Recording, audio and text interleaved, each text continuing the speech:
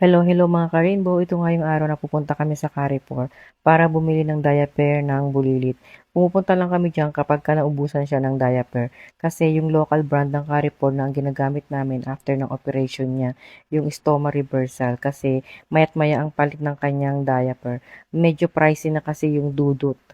Bali sa isang box ng dudot, makakabili ka na ng dalawang box ng Carrefour brand na diaper, dadagdag ka lang ng ilang euro. Tapos nga pala diyan, kailangan mong lagyan ng, ano yun, 1 euro or 50 cents or 2 euro yung cart para meron kang magamit. Tapos pagka ibinalik mo naman dun sa may lagayan, babalik naman sa'yo yung 1 euro. Ayan nga, 25.90 isang box. Pagkatapos yung kanyang dudot, yung dudot nila is, ang presyo, 46.10 euros. Kaya medyo pricey na siya. Tapos dito rin ako bumibili ng maliit na plastic na lagayan ng diaper ng Bulilit at saka yung black bag.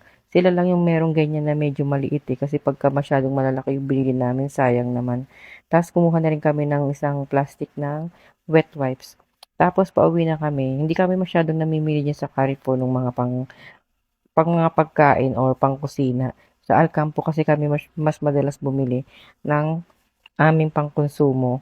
Ayan, tuwan-tuwa ang Bulilit. Uwi na nga kami diyan pagkatapos kapagka isasakay na sa car, ayaw nang umalis din sa cart. Hindi na siya magpapakuha. Pahirapan na namin siyang kuhanin. Sigaw nga ng sigaw ang Bulilit diyan kasi ayaw na umalis na yung cart. Thank you for watching. Have a nice day.